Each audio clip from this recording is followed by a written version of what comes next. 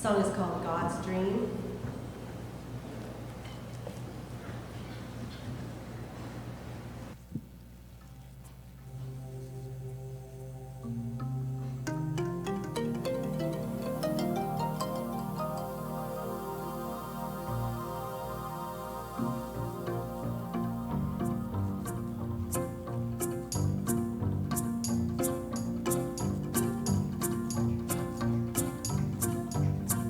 I won't put fear in tomorrow.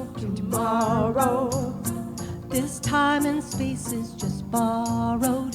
Oh, oh, oh, oh, oh, oh. Beneath oceans of possibilities, there's more support than we'll ever see. Oh, oh, oh, oh, oh, oh. Empty me out, all the way out. Wipe the slate clean. I would gladly trade my doubts for God's dream. I wanna know God's dream. I wanna see God's dream.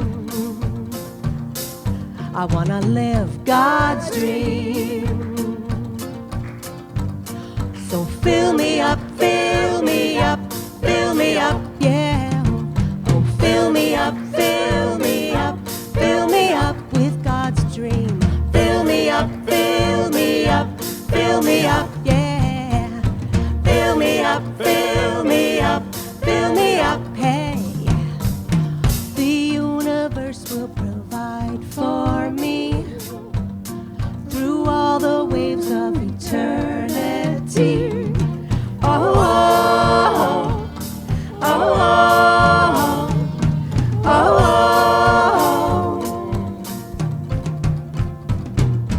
oh. We are His miracles, can't you see?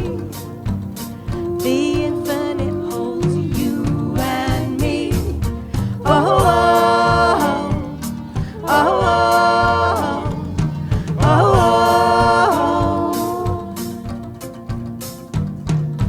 Empty me out, all the way out. Wipe the slate clean. I will gladly trade my doubts for God's dream. I wanna know God's dream. I wanna see God's dream. I wanna live God's dream. So fill me up, fill me up, fill me up, hey, hey, hey. Fill me up, fill me up, fill me up, yeah, with fill me up, fill me up, fill me up with God's dream. Fill me up, fill me up, fill me up. Fill me up with God's dream. Thank you. Thank you. Thank you. Thank you. Don't leave the stage yet. Leave the stage. Don't leave the stage yet. Not leaving. Not leaving. Got to introduce everybody here. Holly Day.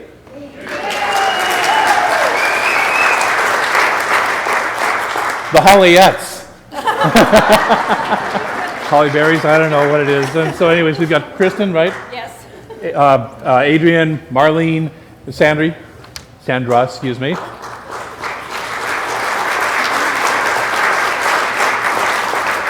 Holding the bottom end and also doing vocals, Michael.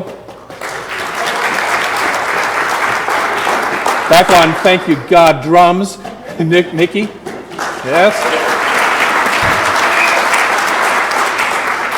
Saxophone. I love saxophone. It's like soccer. Winnie on saxophone. Thank you so much. They'll be back again after I talk. Okay, I'm through talking. Now you guys can play again. No. I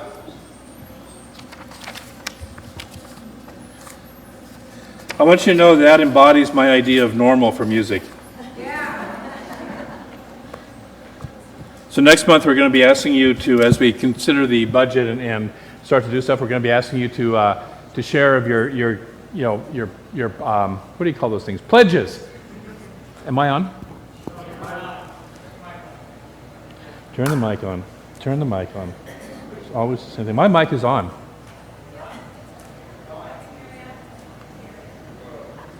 Hello, testing 1, 2. Yes. I'm tangled up, but I'm on. We'll deal with the tangle later. Anyways, we'd like to put more money in the budget for a better music program, because music can really enhance the service. And so I just want you to think about what you're hearing now. I'd like to have a house band that sounds like that with drums, bass, and something like a saxophone, guitar on a regular basis.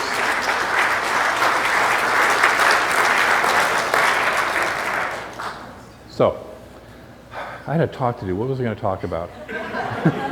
Abundance. Yes, the ocean of abundance. And before I even talk about that, as some of you know, I just got back from a week of being in a ministerial convocation down in San Clemente with almost 200 other religious science ministers, which was a fabulous experience. And I feel so blessed because I got to hang out in that consciousness and to feel the health of our movement, to feel the love and the passion that we all have for teaching this teaching. And you know, I was in having a conversation with a couple of the leaders in there, and we've just finished doing a whole survey of the whole movement. You know, maybe some of you participated in that. I sent out an invitation for you to go and participate in that survey. And what they decided, what they realized from that was the leadership is having its little issues up at the very top, and they're having, you know, squabbles and stuff and like that. The churches don't give a darn. We're healthy. We're out here busy teaching this wonderful teaching, helping people build much greater lives that we love, and that is working just fine. So thank you very much for being part of this. This church is held in high regard in this movement because we are a healthy, growing, thriving church. And so thank you all for being part of that and for helping that grow.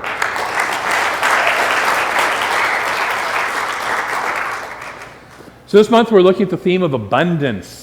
And our talk today is called The Ocean of Abundance. I want to start off with a quote from William Blake. If the doors of perception were cleansed, everything would appear as it is, infinite. If the doors of perception, if our perception was cleansed, everything would appear as it truly is. We could see it as the infinite. We would see ourselves living in the ocean of abundance. Ernest Holmes, on the very first page of the Science of Mind textbook, says, we see abundance in the universe. That is what we are looking at. Abundance is our natural state. Abundance is our natural state. You know, Holly was doing this wonderful song, I think you just wrote that for today, right? Called God's Dream.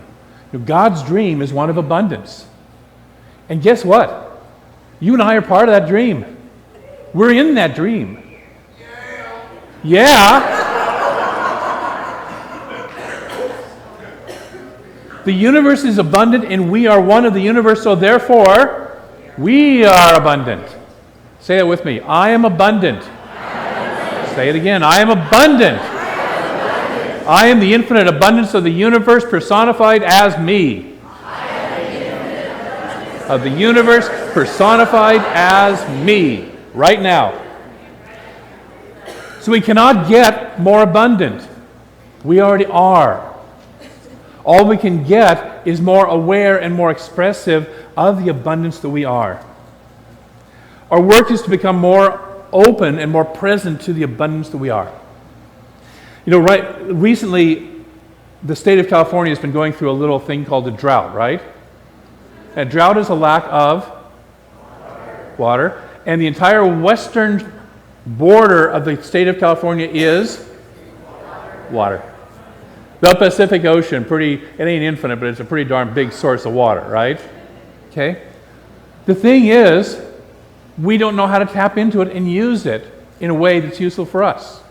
And sometimes that's how we are with the infinite abundance of the universe. It's fully present, and we don't know how to tap into it, or we're doing things to keep us separate from it. That's how we are. That's how we can be. So we are that abundance. And our work is to start taking out the stuff that keeps us separate, that doesn't allow the abundance to flow in our lives. That's our only work. We don't have to get abundant. We have to just simply get rid of what's blocking the flow that wants to come through. Are you good with that? So what we want to do is start listening to our self-talk. Start listening to how we talk to ourselves. What am I saying to myself whenever I encounter a situation that brings up abundance, which, by the way, is every single situation in your life? Do I have an abundance of ringing phones?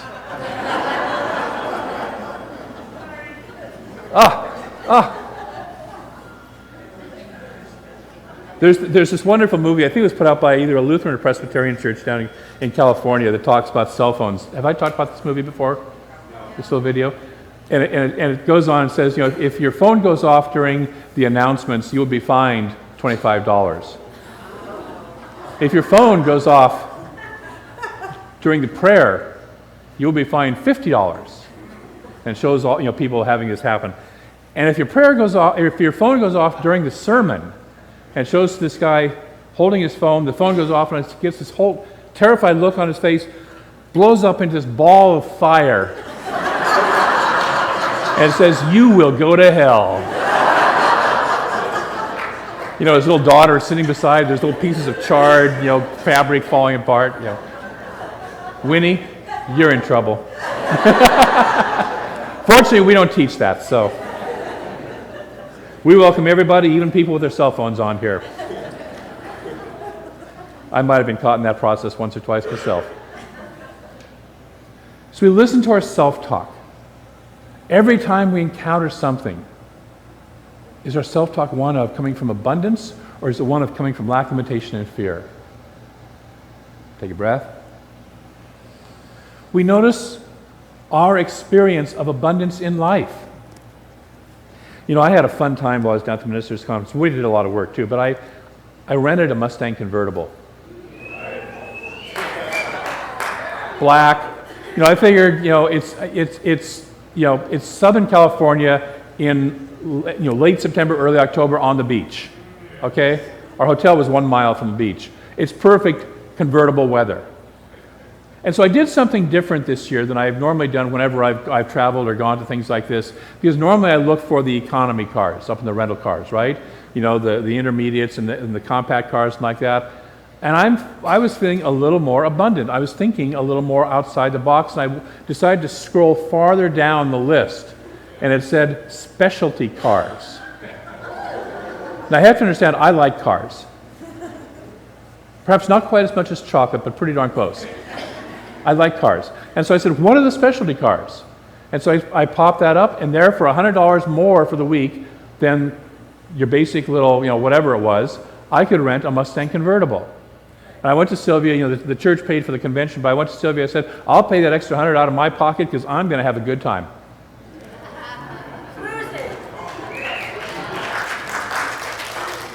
What I found was I never traveled alone. And almost all the time it was women.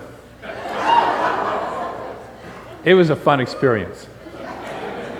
There was a night where we were coming into San Juan Capistrano to go out for dinner, and I pulled off the freeway and got onto onto the road there, and right in front of me was the Big Brother Mustang, the hard top with the cool spiffed up stuff. It's the hotter model of that, and right in front of that was a Ford GT40. For those of you who know what that is, it's a little race car. It's modeled after the 60s full-on race car that Ford had. And I could have sat there and said, wow, look at me, I'm just, poor boy in my convertible and I don't belong in this. Or I could have said, and I did say, yeah, I belong in this. I belong in this consciousness. Boom, boom, boom. All three of us Fords lined up together. I'm not a particular Ford fan, just don't take it that way. But it's like I knew what I was in, and I knew what the lineage was, and it's just like, yeah, I belong here. When we see abundance, do we sit there and go, I belong here? Or do we say, oh, that's not for me. That's for them over there. When we encounter abundance, do we sit there and go, oh, that's a rich jerk? He probably screwed somebody over to get that. How do we talk about and how do we experience and how do we feel when we encounter abundance? Do we sit there and go, yeah, this is I belong here. This is where I belong. Or something else. And what that does is it tells us what we really believe about abundance, what we really believe about abundance, which is far more powerful than what we say that we believe. So the idea of abundance is beyond any human idea. Okay, it includes, but it's beyond, it's bigger than that. It's bigger than anything we can ever think of. But we need to bring it down to the human level. Because abundance as an idea is a nice idea. Just like electricity as a theory is a nice theory, but I want to know, will it turn on the lights? Will it run my computer? Will it run the air conditioning when it's 115 degrees out? I don't want the theory of electricity. I want it to work. I want it to be applied to human needs and aspirations, as we say about this teaching. And so what we want to do is start to say, how can I make this practical? How can I make this in a form that manifests in my life in a way that I can experience and enjoy the abundant, opulent wealth of the universe? Anybody besides me kind of like that idea? Okay, good. We want to move it from the infinite wave, if we want to do a little bit of quantum physics, from the wave state, which is all potential energy, it can be anything, into the particle form where it can manifest in a way that we can use it and experience it. Okay? So the first thing we want to do is get a good definition for what abundance might be in my life. And here's one from Edwene Gaines, who's a wonderful prosperity speaker. She says, abundance is having a vitally alive, healthy body, relationships that are joyous, satisfying, intimate, honest, and nurturing, work that we love so much it feels like play, and all the money we can spend. How does that sound for a definition of abundance? Pretty good? Now you might tweak yours a little bit. How you might want to add, I have a creative flow of ideas, of always abundant new songs coming into my life, or something like that. But that covers a lot of the bases of what we would want. Okay? Here's the good news. It's Spirit's desire to give that to us. It's Spirit's desire to express through us as that. God has already said yes. The only person who has to say yes still is us, me. So ours is to let it in. Ours is to get, as Emerson says, to our bloated nothingness, I love that term, out of the way. Get our bloated nothingness out of the way of the divine circuits. Carolyn gave me this wonderful book called The Presence Process, which is a class that she teaches to read while I was at the ministers' conference. Apparently she thought I needed it. And I do. But it has a wonderful phrase in here. It says, it's our deeply suppressed emotional imprints that unconsciously distract us from an awareness of the present. And the present, where is abundance? It's in the present. Okay? It's the confused mental states that arise from these unintegrated emotions that lead us to the physical manifestation of discomfort that become symptoms of dis-ease. So it's our unintegrated stuff. Dis-ease includes lack and limitation. If you're living in lack and limitation anywhere in your life, you're living in, not ease, but dis-ease. Okay? And so what we're here to do is to integrate the emotions, to come to a oneness, to come to that where we can fully be present in the presence, in this present moment. Not tomorrow, not someday when, not, well, I once had, I coulda, but to be present in the presence which is the infinite presence and the infinite abundance right here and right now. We're here to be present to that. And when we do, a friend of mine has written a book called Give God a Good Time. We're God informed. Give God a good time. I mean, I'm fully participating. Edwene Gaines also said that this is the party planet and I'm here to do my part. Okay? I had a couple ministerial friends who also rented a car for the minister's convocation. It was a Chevy Spark. And if you don't know what a Chevy Spark is, it's about this big, by about this big, by about this big. And the two of them, which were both fairly slender women, barely fit them and their luggage into this little car. And they didn't have a whole lot of takers to go ride with them anywhere else. In fact, a couple times they were riding with me. Different consciousness. And afterwards they were saying, it's like, we're not going to do this next year. We got cheap. We're not going to do that next year. So give God a good time. It's our responsibility. It's our responsibility to fully express our true nature, and our true nature is the divine. Our true nature is that abundance. Our true nature is that love, that health, that good, and the abundance of all of that. That is our true nature. So what do we do if we're not experiencing the abundance of Spirit? Anybody besides me ever been in a state where they're not experiencing it? Maybe some of that's going on in some places in your life right now. Okay? Or if you want to experience more of the infinite abundance. You know, sometimes we sit there and we go, well, I got enough. I'm good. My life is good. My life is working well. I'm good. But life is ever expanding. Spirit is ever expanding in its expression of good. And we're here to be Spirit informed.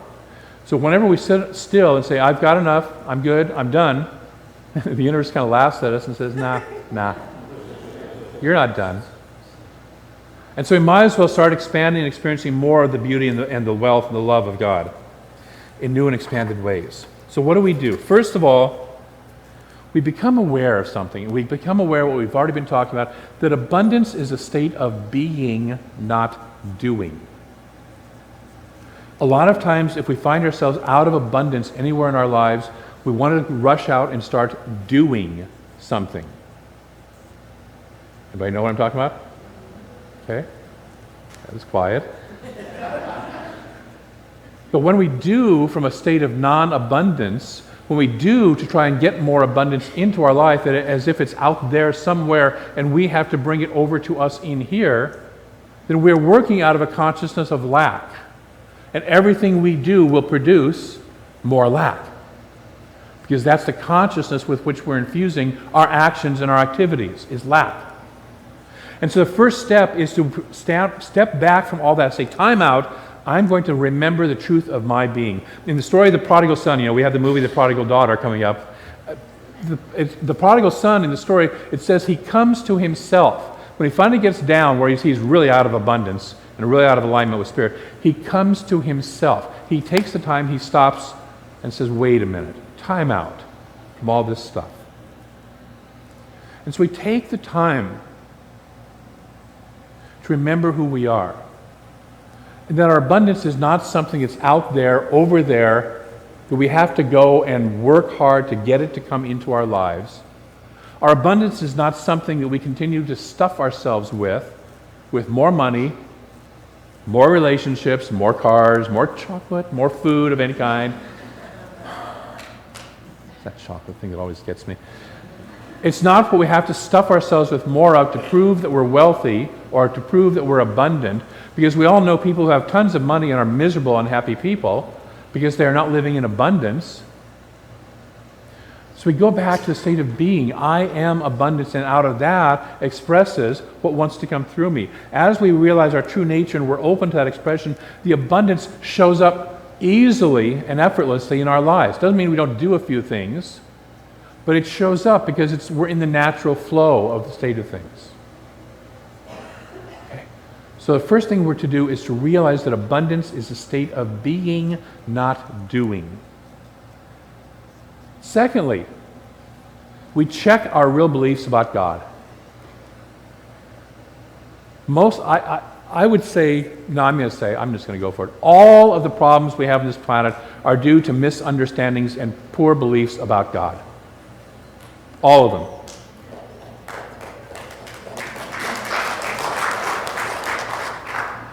Whether we belong to a religion that thinks that, this is the only religion, this is the right religion, that only God wants all of us to be in this religion, and we'll do everything from killing people to, forcing them into our religion, to force them into that. Whatever it is, anything, is because we don't have a clear idea of God. When I do practitioner sessions, I oftentimes get to a point with a person where I'm doing a session where I want to question their belief. What do you really believe about God? And normally what happens is they give me first the correct religious science belief about God. God is everywhere present. God is loving. God is all good. God is this. God is that. And then I say, let's look at your life. Do you really believe that? Do you really, where your results show up, as Michael Beckwith says, we have no secret thoughts. They show up as the results of our lives. Okay? Does your life reflect well, let me redo that. Your life does reflect your beliefs about God. And so, what are you believing about God? What must I believe about God? This is one of the things I always ask myself. When something shows up that I don't want in my life, it's like, so what must I have believed to make that happen? What must I have called into my life to make that happen? And then I work backwards and try and start to undo that. So we check our beliefs about God. We get rid of the idea that God withholds in any way. God is just sitting there going, blah! Love you! Abundantly! You are my beloved constantly, no matter what you do or don't do. That's God. If you believe it's anything less than that, that's an old belief from somewhere in the past. God does not want us to suffer or sacrifice or wait for our good somewhere down the road in the great by and by in the sky when we die. God is fully present right here, right now. All of the good is fully present right here, right now. So we check our beliefs about God. Jesus said, it is my Father's pleasure to give you the kingdom. He didn't say, my Father wants you to work hard and prove yourself good enough to get one little stone off the kingdom, or a little pebble. He says, it's my Father's good pleasure to give you the kingdom. The question is, will you receive the kingdom? Ooh. Will you receive the kingdom? Number 3, align with the operation of the universe. We move into alignment with how this universe works.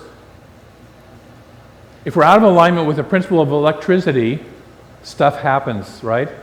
Some of it might not be pleasant.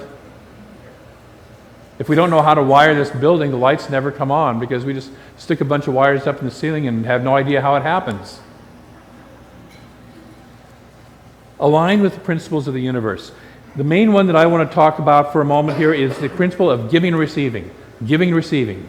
Giving and receiving. Notice that's all one principle. It's not two parts, although we can break it out and talk about two parts.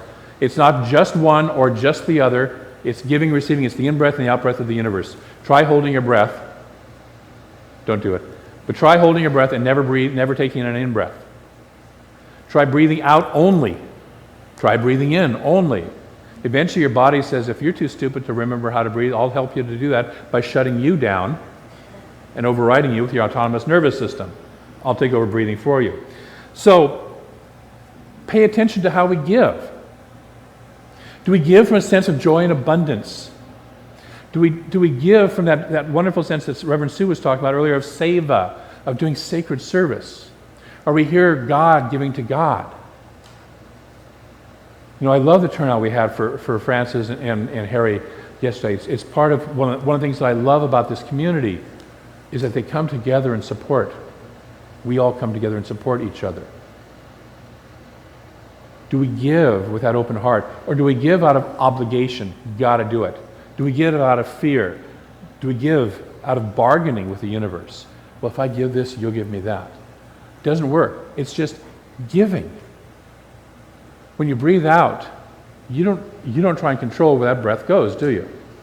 I want it to just go to that tree over there. I don't want it to go to that tree over there. I don't like that tree over there. I want it to just go to that tree over there. You know, the what is it, carbon monoxide or dioxide, I guess, that we breathe out, which supports the trees. Okay? We don't try and control it. We just breathe in, breathe out.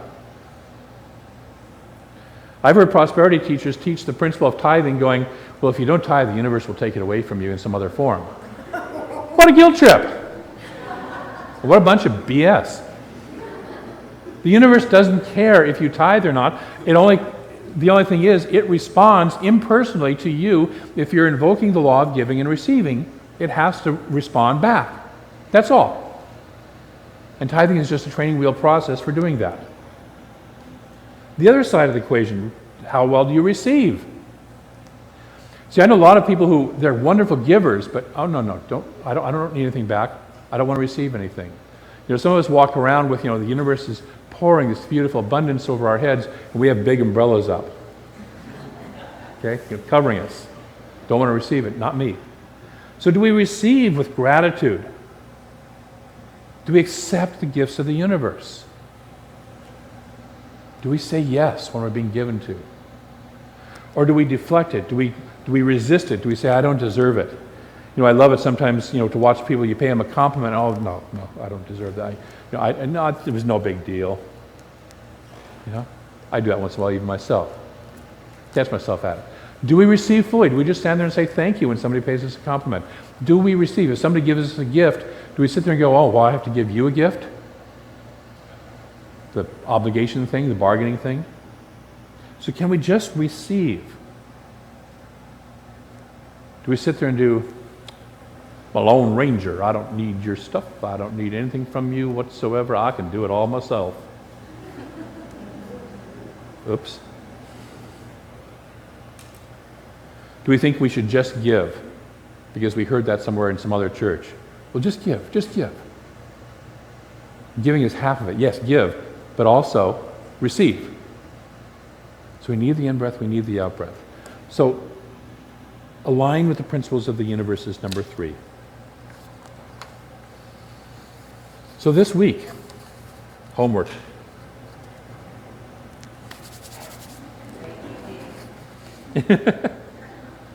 Number 1, take the time to be abundance. Take the time to remember your beingness as abundance. Take the time to remember that you live in a universe of abundance. And what that usually takes is the time to slow down, take a time out, stop the of our lives and our minds, and step back and say, wait, I am an abundant being living in an abundant universe. This is the truth of who I am. I may have forgotten that, and out of the forgetting, my life may look like this. We had in the reading the idea about the waves, and the sea.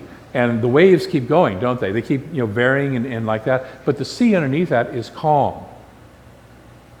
The sea underneath that doesn't change. Do we let the little squalls throw us? Or do we sit there and go, I'm living in an ocean of abundance? So we take the time to become aware of that abundance. And then also become aware of all that's around you. Look for abundance everywhere. Today we have a wonderful abundance of musicians. Today we have an abundance of wonderful people. I'm jealous of Damien's pompadour because he has an abundance of hair.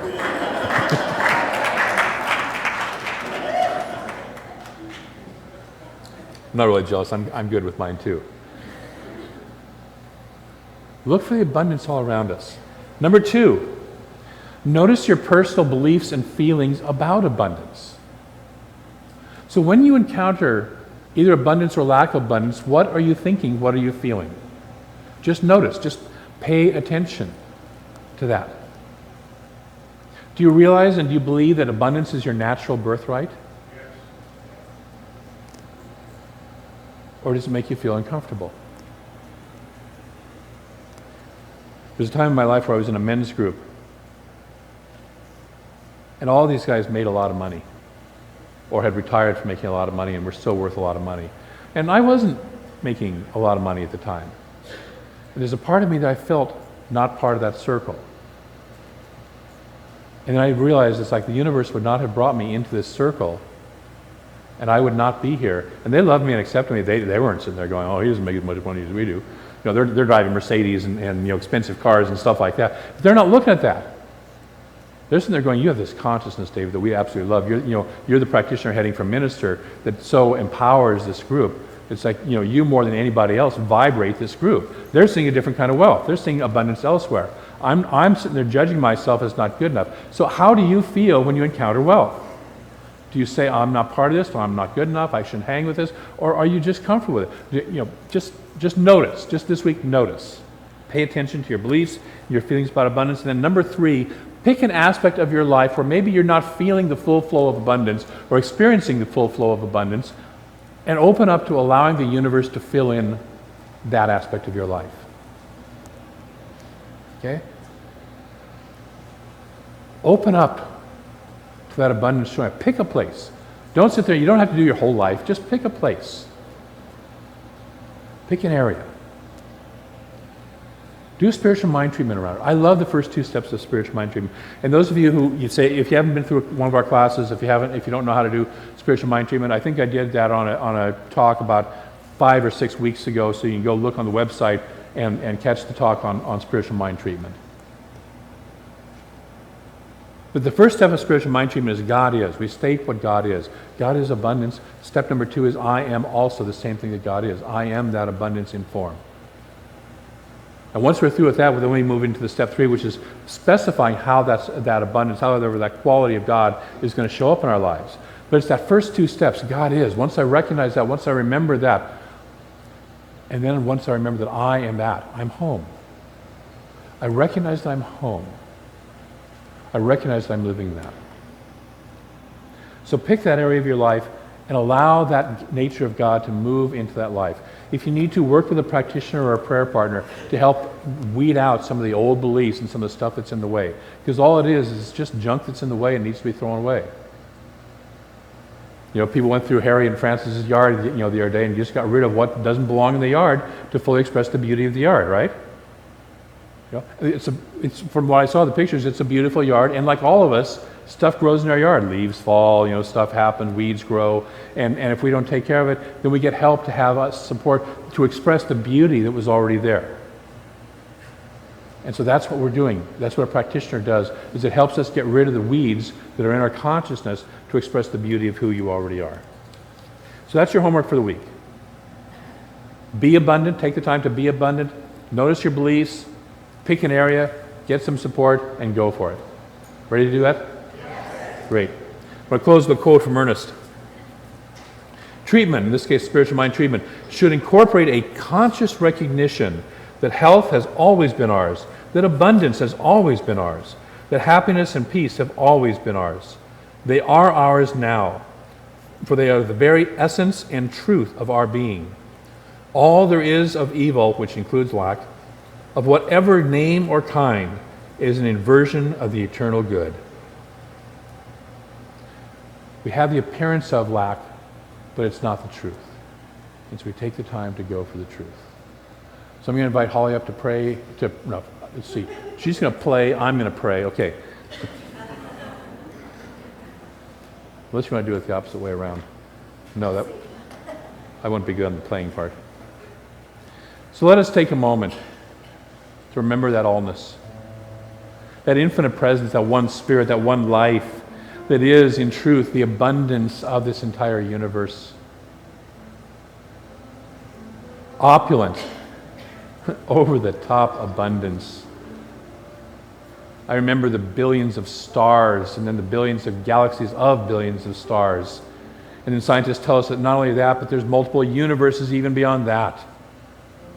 How vast, how abundant is this thing that we call God?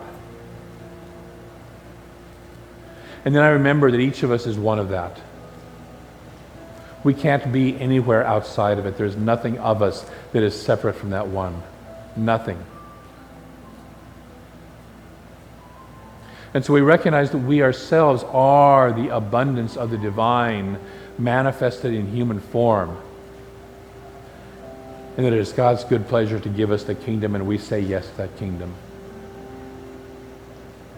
And so from this awareness, I speak my word.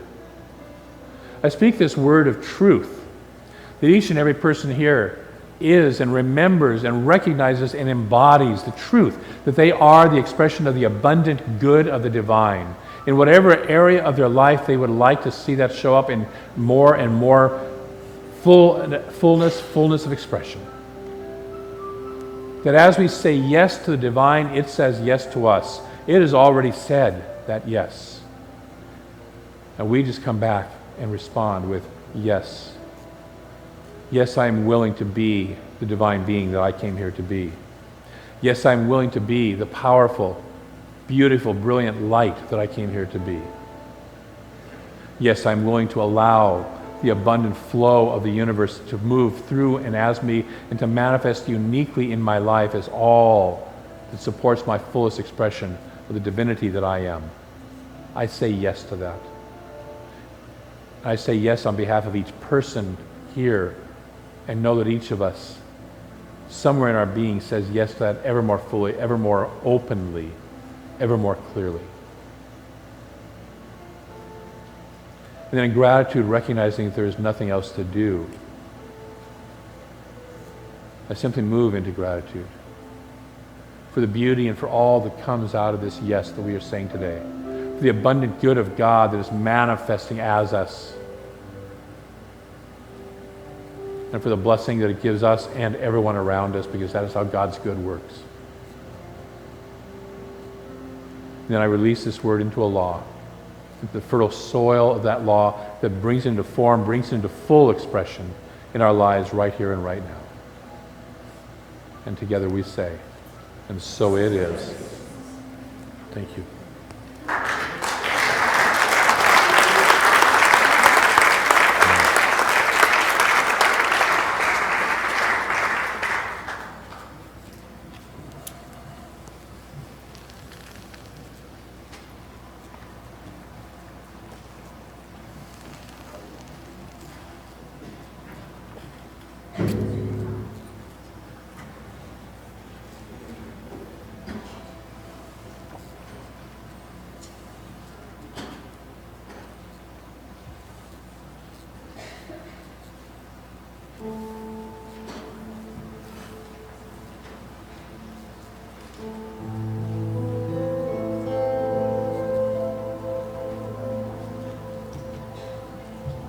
This song is called You Are Heaven.